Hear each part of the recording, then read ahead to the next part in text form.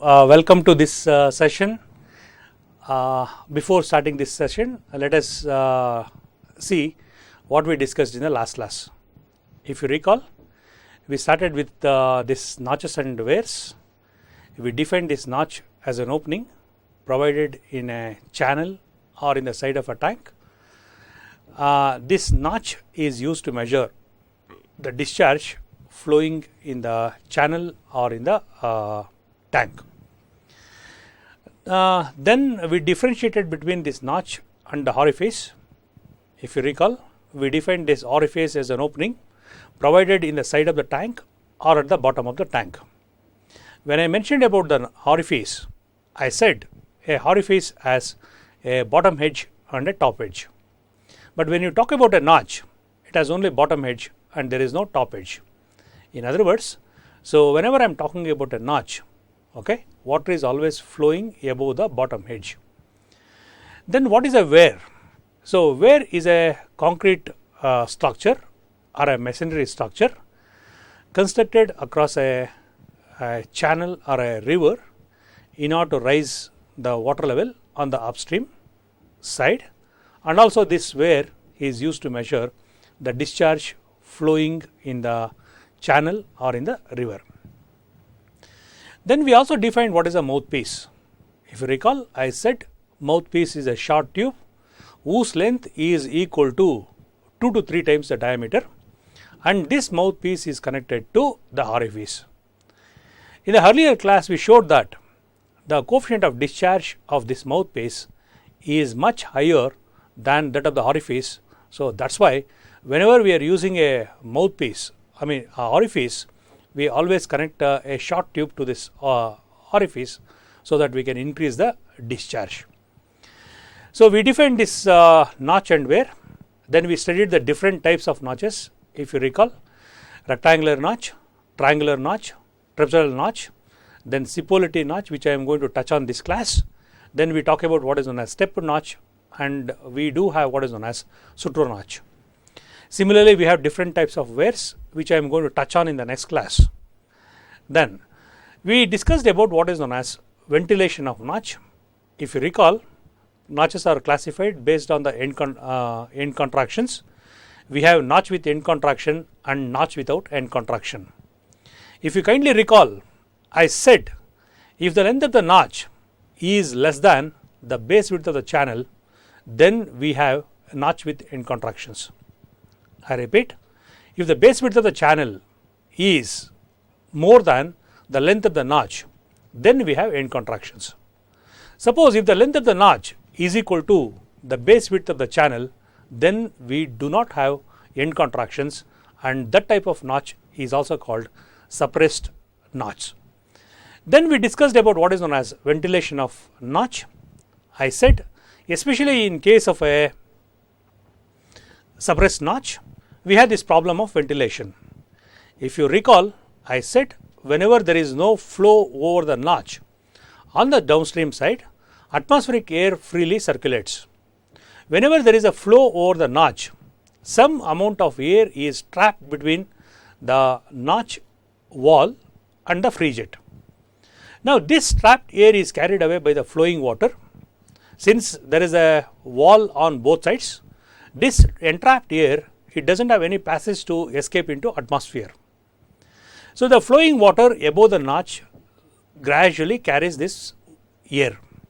But during this process, the pressure of this air goes on decreasing. So due to this, the air that is entrapped, it tries to suck the jet towards the wall. That we call it as what is known as depressed nappe.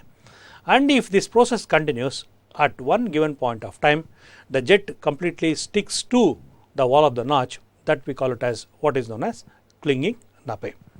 If you recall, I said clinging nappe is not desirable because it draws more water, and if you kindly recall the discharge equation, Q is equal to 2/3 CD root 2G L H raised to 3 by 2.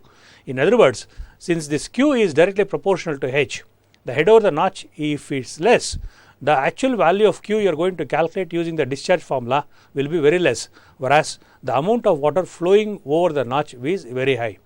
In that case, if I measure the actual discharge and the actual discharge calculated using this formula, those will not match. So that is the reason. So this clinging napes are not desirable. How to avoid this clinging nape? So we discussed two things. One is providing the vent holes or openings in the sides of the walls, so that the entrapped air will freely circulate in the atmosphere. The other one is, so fill the gap between the notch and the free jet with concrete or masonry, then there is no place for this entrapped air. That is how we are going to avoid this ventilation, this clinging nape. Then we derived an equation for this discharge equation for a rectangular notch, and we solved one or two problems. I started with the discharge equation for a V notch. So that is the point where we stopped in the last class. Let us continue further. Now, before moving further, kindly look into this figure, the first one. Now, why I put this is, this is a case of a suppressed rectangular notch or a wear. Now, look at this. This is one bank. This is what I am talking about. This is another bank, and in between what you are seeing here is a wear. Okay, actually there is no much difference between a wear and a notch as far as the discharge equations are concerned. So basically, when I am talking about a wear, you are going to see a concrete structure or a masonry structure. When I am talking about a notch, it is just simply a plate. Now, the one what you are seeing here is a V notch. Okay, the one what you are seeing here is a rectangular wear. So why I am emphasizing here is, look at this. So this is upstream side and this is a downstream side. Whenever water flows over there, so there is a gap between the notch and the free jet, and the air entrapped between this notch and the free jet. So look at this. This is a solid wall and this is a solid wall. There is no passage for this entrapped air to escape out. So with that in idea, to give a flavor how this suppressed wear look like, I put this figure. So I am going to show you more and more figures as we progress further and further. I hope it is clear. Let us start with this triangular notch. So this triangular notch is also called V notch. We have different types of triangular notches. Kindly recall in the last class I said, so this theta is called the apex angle. So we have 40-degree V notch, 45-degree V notch, we have 60-degree V notch, we have 75-degree V notch, we have 90-degree V notch. Okay, if you go to your laboratory, so see the 90-degree V notches are very common. So why? So that we'll see once we derive the equation for this triangular notch. You go to any hydraulics laboratory, you are going to see this V notches with a 90-degree apex angle. Now we have to derive an equation for this triangular notch. So consider a triangular notch. Kindly recall in the last class I said, so this may be a mild steel plate, a cast iron plate, or a aluminum plate. Okay, in this plate I cut this notch, okay, with a definite value of theta. Theta is 90 degrees for example. So this plate acts as a V notch. Now what I am going to do is, so this acts as a sill level. Remember in the last class I said sill level is also called crust level. It is also called initial level. Why it is initial level? Because up to that level there is no discharge. So once the water level rises above the sill level, then the excess water starts flowing over the notch, whether it is a rectangular notch, a triangular notch, trapezoidal notch, and so on so forth. Since you are measuring the head with respect to this sill level or crust level, this level acts as a initial level. Now another important thing you need to keep it in mind is, if you go to laboratory, you need to conduct experiments on this.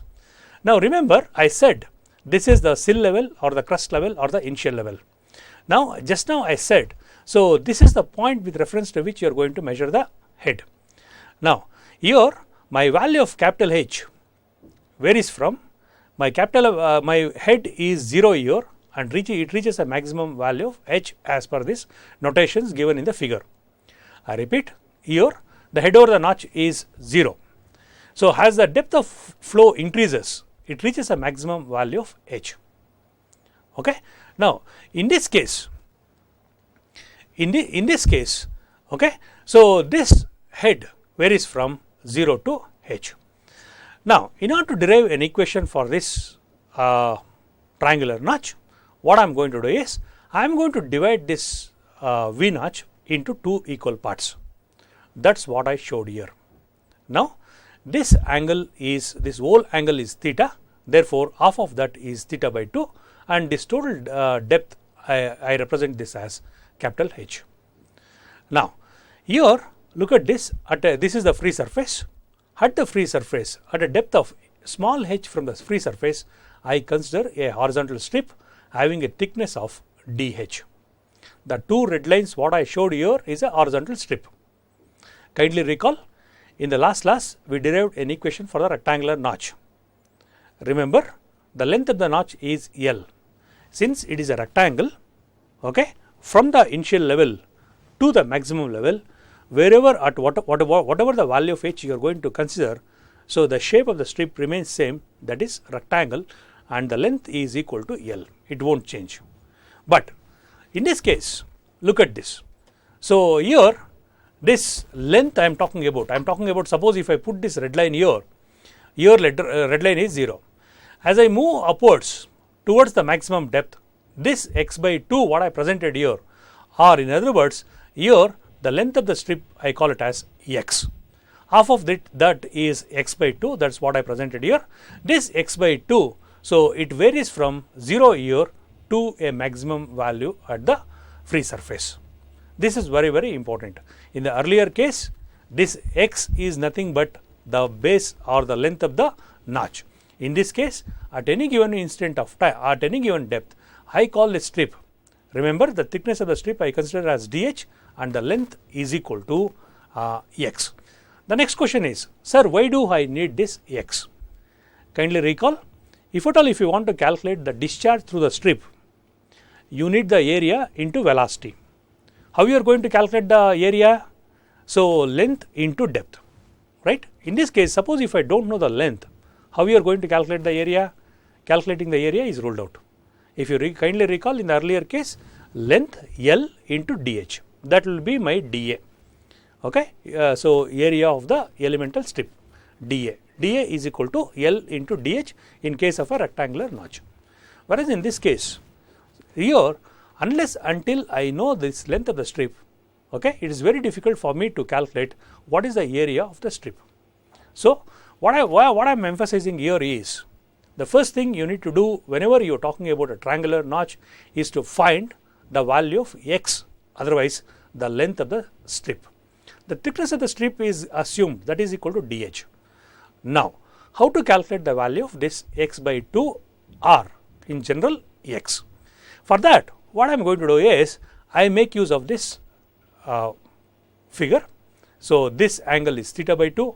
So this is x by 2, and this vertical height is h, capital H, and this height is small h. Then this height from the apex to this strip, it is capital H minus small h. Now using the relation of this geometry, I try to find out the value of x by 2. That is what we are going to do in the next slide. I hope these things are very clear. Again I repeat, whenever you are talking about a triangular notch, the first thing you need to do is find the length of the strip. That is very important. This is what I mentioned here. Let h, head of water above V notch, theta, angle of notch or apex angle. Consider a horizontal strip of water having a thickness dh at a depth h below the free surface of water. Now, if x is the width of the strip, then we have, so I said use that figure, this figure. So okay, so tan theta by 2 is equal to AC by OC. Okay, so what is AC? AC is x by 2. What is OC? OC is, so here this we call it as OC and this is AC. So if you call this as, this is O, this is A, this is C. So then tan theta by 2 is given by this x by 2 divided by this vertical height, this is total height minus this height, that is capital H minus small h. Look at this, tan theta by 2 is equal to AC divided by h, capital H minus small h. I am looking for this AC. Remember I said you are looking for the value of x. Now what is AC? AC is x by 2. Therefore, x by 2 is equal to capital H minus small h into tan theta. What I did here, I just cross multiplied this. I am looking for this, okay. I am interested in this AC. AC from the figure is my x by 2, that is equal to tan theta by 2 into capital H minus small h. Now, I want the value of x. Therefore, x is equal to, so just cross multiply this again. So, 2 into capital H minus small h into tan theta by 2. Now, this is the length of the strip at a depth small h from the free surface. Okay. Now, remember the thickness of the strip you consider as dh. Now, you know the length of the strip. Length of the strip into thickness of the strip will gives you the area of the strip. That is what I did in the next step. Therefore, area of the strip is equal to dA is equal to x into dh. Okay. So, just now you derived an equation for this value of x. X is equal to 2 into capital H minus small h into tan theta by 2. In place of this x, substitute this value into dh. That is what I did here. dA is equal to 2 into capital H minus small h into tan theta by 2 into dh. Remember, this is the area of one strip. In the last class, I said, so the depth varies from 0 to a maximum value of capital H. If you consider number of small strips, if you find the area of each and every strip multiplied by the velocity of the fluid flowing through each and every strip, you are going to get the discharge. Okay. So, if you sum up these discharges from the sill level to a maximum level, you are going to get the total discharge. For that, what we did in the last derivation, we integrated that equation with respect to the lower limit of h and the upper limit of h. What is the lower limit of h? I said at the sill level there is no discharge, my small value of small h is equal to 0. What is the maximum value of h? So, I can allow my maximum value of h is equal to capital H. Therefore, the limits for this integration varies from 0 to capital H. The same concept here also we will use that we will see in the next slide. So, area of the strip. Now, area into velocity gives me the discharge. Now, kindly recall by Torricelli's equation, the theoretical velocity is given by V theoretical is equal to root of 2gh. Now, this theoretical velocity into area of the strip will gives me theoretical discharge. Okay. Now, just now we calculated the value of dA, dA into root of 2gh will gives me theoretical discharge. Now, if I want the actual discharge, what I need to do? Kindly recall, CD we defined as actual discharge divided by theoretical discharge. Now, if I want the actual discharge, I need to multiply the theoretical discharge by coefficient of discharge. That is what you are seeing here. In this case, so this is my actual discharge. Discharge is equal to, this is coefficient of discharge into the theoretical discharge. Okay. So, if you simplify this, you are going to get this Q is equal to 2 CD into H minus H tan theta by 2 into root of 2gh into dH. Remember, you have n number of strips. This is a discharge flowing in one strip. Okay. Now, if you find the value of dq for all the n strips and if you sum up these discharges, you are going to get the total discharge over the entire depth. Okay. So, for that what we did just now, I said we need to integrate that equation. So, if you integrate this equation, between the limits, so 0 to capital H, you are going to get the total discharge through the V notch. Look at this, total discharge Q is equal to integration of 0 to capital H 2 CD capital H minus small h tan theta by 2 into root of 2gh into dH. Now, if you look at this, 2 CD tan theta by 2 into root of 2g is constant. Now, once you fabricate the plate, you cannot change the apex angle from trial to trial. For example, if you go to laboratory, they will ask you to take about 5 trials. So, if the value of theta is 90 degrees, for one trial it is 90 degrees, for the next trial it will be 75, no, that is not possible. If at all, if you want to use it, you need to remove the plate and put another plate where the apex angle is 75. What I mean to say here is, once you fabricate the plate, the value of theta is constant. So that's why this 2 CD tan theta by 2 into root 2g is constant. Take out this constant out of the integral. What you are left with? You are left with, so integration of 0 to capital H minus small h into, so this is h raised to half into dh. So if you integrate and simplify this, you are going to get the final equation as q is equal to 8 by 15 CD root 2g tan theta by 2 into h raised to 5 by 2. I repeat, here once you take out this constant out of the integral, you will left with integration of 0 to h capital H minus small h into h raised to half into dh. If you simplify and if you apply these limits, integrate and apply the limits, and on simplification, you are going to get the final equation as q is equal to 8 by 15 CD root 2g into tan theta by 2 into h raised to 5 by 2. One of the most important equations which every civil engineer should not forget throughout his lifetime. Okay, very, very important. Now, this is very important. So, kindly recall, at the beginning I said this apex angle theta may be 30 degrees, 45 degrees, 60 degrees, 75 degrees or 90 degrees, or in some cases even 120 degrees. Suppose theta is equal to 90 degrees. Okay.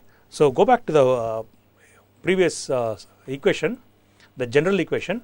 Suppose if I put this theta is equal to 90 degrees, 90 divided by 2 tan 45.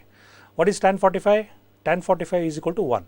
Then this equation reduces to, so q is equal to 8 by 15 CD into root 2g into h raised to 5 by 2. Okay. Now, then suppose if you assume the value of CD is equal to 0.6. Okay. Then this equation reduces to q is equal to 8 by 15 CD I assumed it as 0.6 into 1 into root of 2g into h raised to 5 by 2. If you simplify this, this q is equal to 1.417 h raised to 5 by 2. Okay. Kindly recall, at the beginning of this V notch, I said if you go to laboratory, most of the places wherever you want to measure the discharge, you are going to see this V notches. So this is the reason why this V notches is very popular. If at all if you want to calculate the discharge flowing in a channel, what you need is just the value of this h and the CD. Most of the time the CD for the V notch is 0.6. Okay. If you ask your lab in charge, they will tell you the coefficient of CD.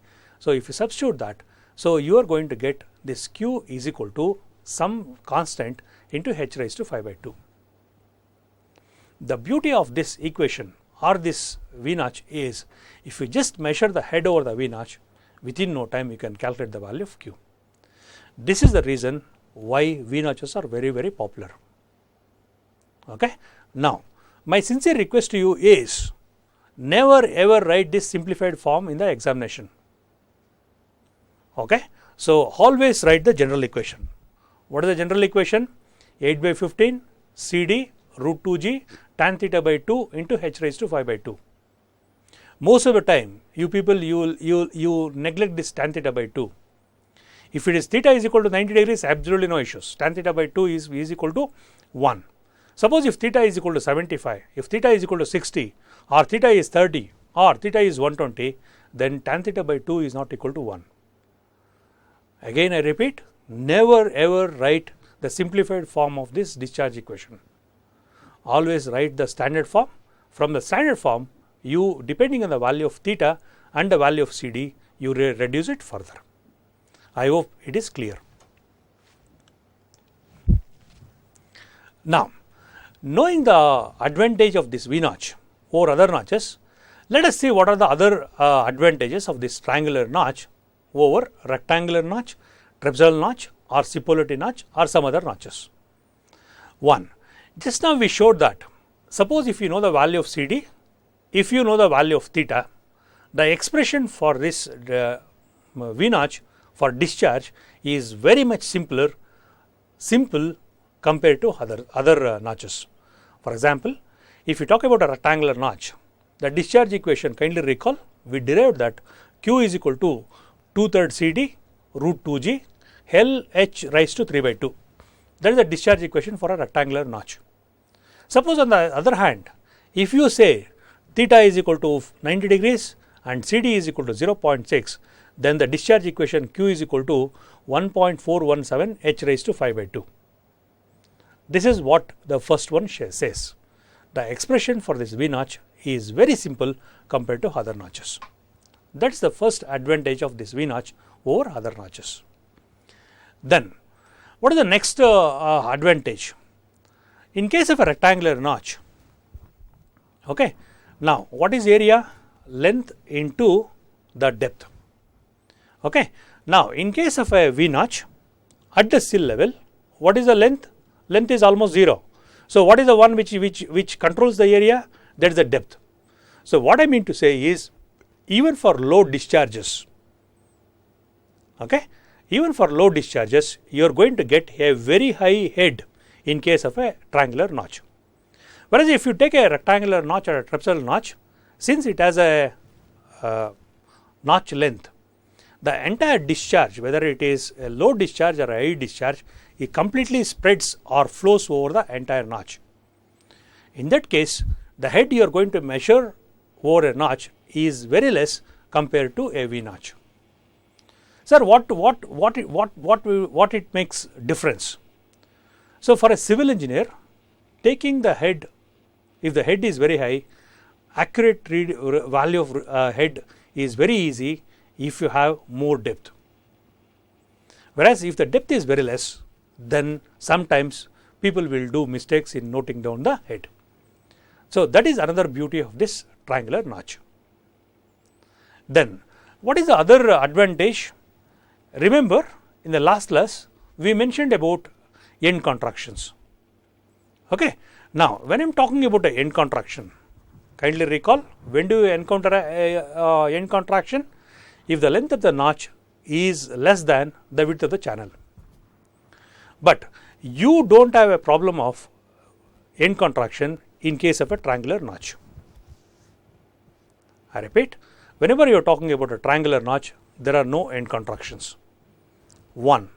Next one is the shape of the jet or the nappe that is emerging from the triangular notch remains same for different depths or different heads. Whereas, if you talk about a rectangular notch or a trapezoidal notch, the shape changes from head to head. That is another beauty of this triangular notch. And finally, ventilation of triangular notch is not required.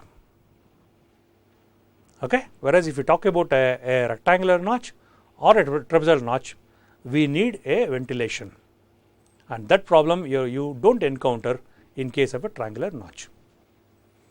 So, with these reasons, this triangular notch is very popular compared to other notches. I hope it is clear. Okay. The first one is, so expression is very simple. Second, for low discharges, you are going to get a very high head, because at the sill level the length of the notch is 0. So, the area is completely controlled by the head. So, even for a small discharge, you are going to get a huge head. Then the second one is, you do not have a problem of ventilation. Then the shape of the nappe or the jet remains same for all the depths. Okay. These are the advantages of this V notch over other notches. Now, let us see a simple problem on this V notch. So, let us read this problem. A right angled V notch was used to measure the discharge of a centrifugal pump. If the depth of water at V notch is 200 mm, calculate the discharge over the notch in liters per minute. Assume the coefficient of discharge as 0.62. A very simple problem. Only thing is, straight away consider the discharge equation, and in the discharge equation you need to substitute the given values. Let us see how to do that. What is the value of theta here? it is a right angled V notch, therefore theta is equal to 90, tan theta by 2 is equal to 45, that tan 45, that is equal to 1. What is the value of capital H? Capital H is 200 mm, kindly convert that into meters, and the coefficient of discharge is equal to 0.62. Okay. Now look at this, theta given 90 degrees, capital H is 200 mm, that is equal to 0.2 meters, CD is equal to 0.62. Consider the discharge equation. Q is equal to 8 by 15 CD root 2g tan theta by 2 into H raised to 5 by 2. Okay. Now here in this case, kindly put the unit here. What is the unit? Meter cube per second or centimeter cube per second. Okay. Now substitute the values. So 8 by 15, CD is 0.62, root 2g a constant. Now theta is 90 degrees, therefore tan 45, that is 1 into, so H is 0.2 meters, therefore 0.2 raised to 5 by 2. If you simplify this, you are going to get this value of Q as 0.026 meter cube per second. Kindly recall, in the last class I said 1 meter cube is equal to 1000 liters. If you multiply this by 1000, automatically this will be converted into 26 liters per second. The next question, sir, why do I need this liters? Because in the question they ask you to convert this Q in terms of liters. That is the reason you are converting this meter cube into liters. So 26 liters per second, or if you want liters per minute, then multiply this by 60, it will be converted into 1560 okay, liters per minute. Okay. So straightforward problem. So no complications. Only thing is you need to know what is the formula. Now if you look at this formula, so I didn't simplify this formula. Even though I know the value of theta, I know the value of CD, I didn't simplify and I didn't put the simplified form of this V notch. Consider the general equation, then start substituting the values and then you simplify. I hope it is clear. Okay, that's about V notch. We are going to solve more problems at the end of this chapter. Just to give a flavor, okay, how a typical problem on this V notch look like, I introduced that problem there. The next one, so rectangular notch over, V notch over, and the next one is trapezoidal notch. Okay. Now our aim is to derive a discharge equation for this trapezoidal notch. Okay. Again remember, these three are very popular. Trapezoidal, triangular and rectangular notches are very popular in civil engineering problems. If that is the case, we need to know discharge equation for this trapezoidal notch.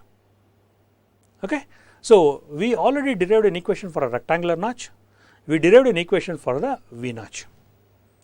Now with those equations we will try to get a equation for this trapezoidal notch. That is what I am going to do in this derivation. Now in this case I consider a trapezoidal notch again. So here this is a sill level or the initial level. So the length of the notch here I consider it as capital L, and the total depth of water I represent this as capital H.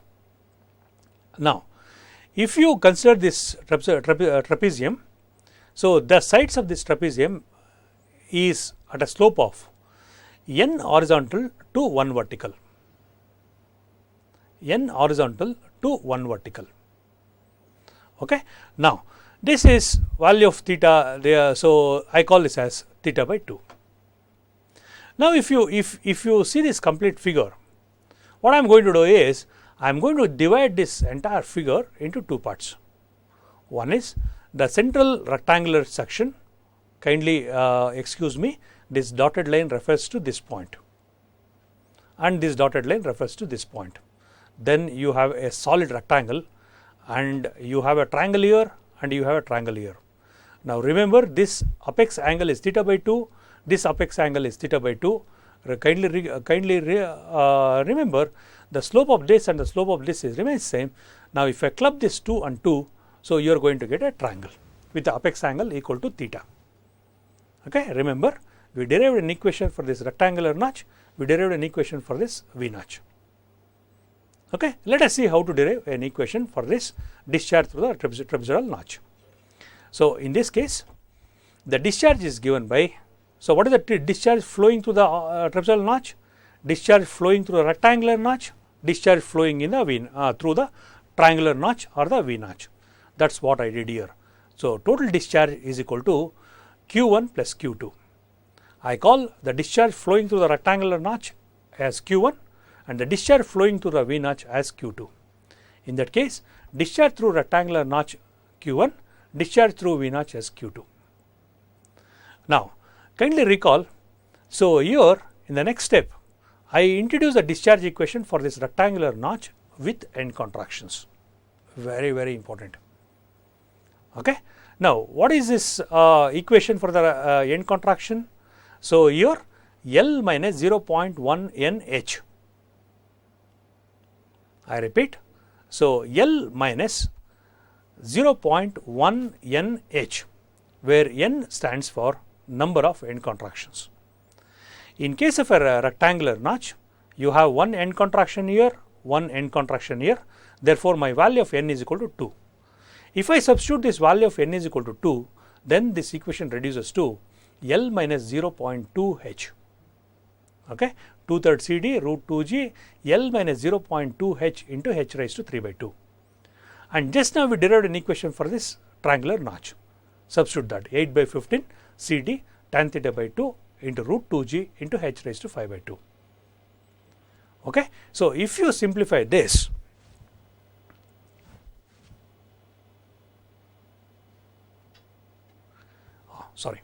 if you simplify this, you are going to get an equation for this trapezoidal notch. Okay.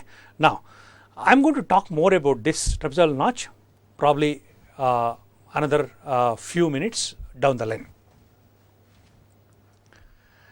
Let us take a simple problem on this trapezoidal notch. A trapezoidal notch of 1.2 meter wide at the top and 450 mm at bottom is 300 mm high. Find the discharge through the notch if the head of water is 255. Take coefficient of discharge as 0.6. This is a practical problem. If you go to a field, you are going to see this type of notches. So, the base width, the length of the notch is 450 mm at the free surface. So, this length is 1.2 meters and the total depth is 225 mm and this angle is theta by 2 and this angle is theta by 2. Let us see how to do this problem.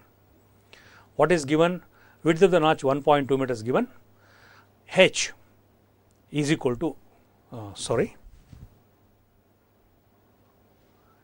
here this is L is equal to 450 mm or 0.45. Height of the notch capital H is equal to 0.225 meter and this is the height of the notch. Remember, I am not interested in this, because if you look at the discharge equation, you are interested in this and this. Okay, coefficient of CD is 0.6. Let us see how to solve this problem.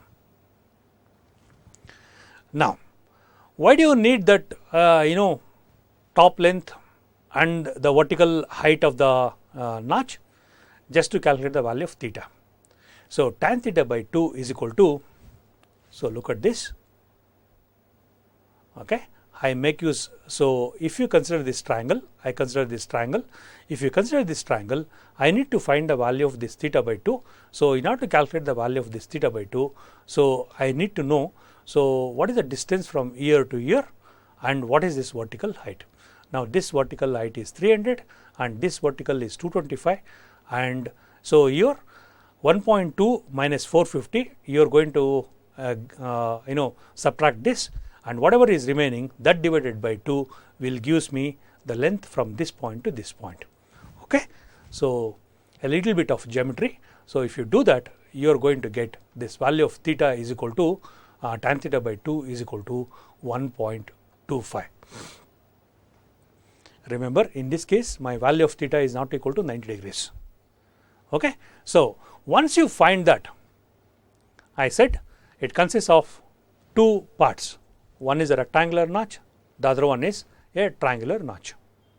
So, write the discharge equation for a triangular notch, write the discharge equation for a triangular notch and a rectangular notch, and if you substitute these values and if you simplify this, you are going to get the value of Q, capital Q is equal to 0.225 meter cube per second. You may ask me one question. What is your question? So, sir, in this discharge equation you did not consider the end contractions. For this problem, the end contractions are neglected. Okay. Here you are supposed to put L minus 0.2 and 0.2 H. So, in this case the end contractions are neglected. So, that is why that end contractions is not accounted in this case, but you need to account for this end contractions. Clear? 2/3 CD root 2G L minus 0.2 H into H raised to 3 by 2. That is the discharge equation for a rectangular notch with end contractions. Now, for a triangular notch, it is 8515 CD root 2G tan theta by 2 into H raised to 5 by 2.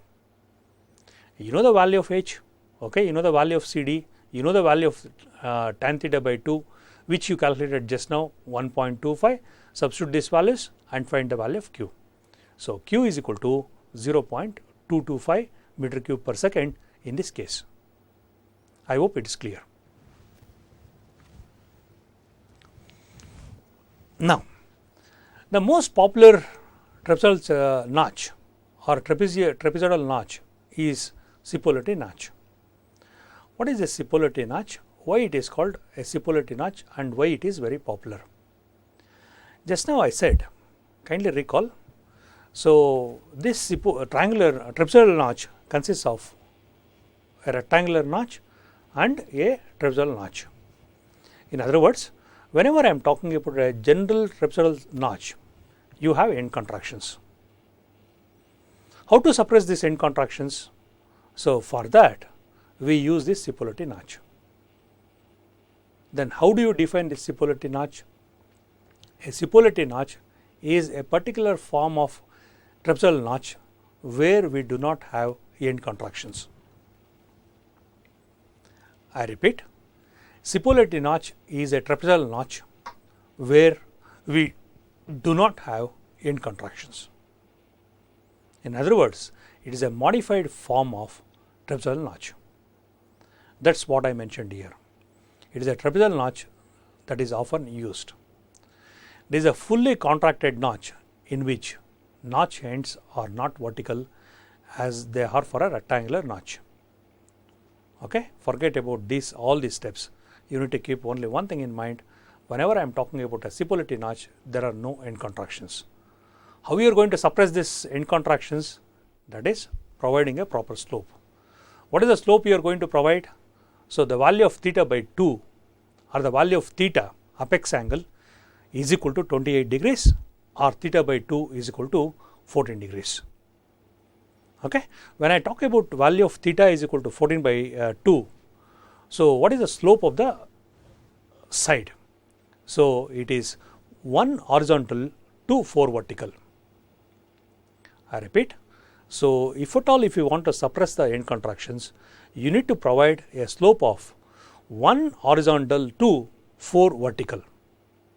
In that case, my value of theta by 2 works out to be 14 degree. If you fabricate this trapezoidal notch with this side slope, okay, you are going to get a Cipolliti notch where you do not have end contractions. Okay. These Cipolliti notches are again very popular in civil engineering field. Now, again the same technique what we used for trapezoidal section, we use the same technique here. That is, again Cipolliti notch is made up of rectangular notch and a triangular notch. What is the difference? In general trapezoidal section, we need to account for end contractions. In case of a superlative notch, we don't have end contractions. Okay. Now, what I am going to do in this case is, I am going to apply the general equation, and in place of theta by 2, I am going to apply this 1 by 4. I repeat, apply the discharge equation for a rectangular notch with end contractions, and apply the discharge equation for a V notch where the value of theta by 2 is 14 degrees or tan theta by 2 is 1 by 4. If you substitute this value and if you simplify the equation, finally you are going to get this value of Q is equal to 2/3 CD root 2G LH raised to 3 by 2. I repeat, if you substitute the values and simplify, you are going to get the discharge equation for a superlative notch as 2/3 CD root 2G LH raised to 3 by 2. If you kindly recall, this is a discharge equation same as that of a rectangular notch without end contractions. In other words, the discharge equation for a rectangular notch without end contractions is same as the discharge equation for a superlative notch, that is equal to 2/3 CD root 2G LH raised to 3 by 2. Okay. So, that is why this superlative notch is also popular in experiments as in the field. Then, kindly recall, when we derived an equation for this discharge through an orifice, we defined this what is known as velocity of approach, VA. What is this velocity of approach? If you recall, velocity of approach we defined as the velocity of flow at which it approaches the opening or the orifice. Now, in case of a notch, okay, the velocity at which the liquid particle or water particle or fluid particle approaches the notch or a weir. Kindly recall, I said in case of a orifice, if the tank is very big, we neglected this velocity of approach. Why?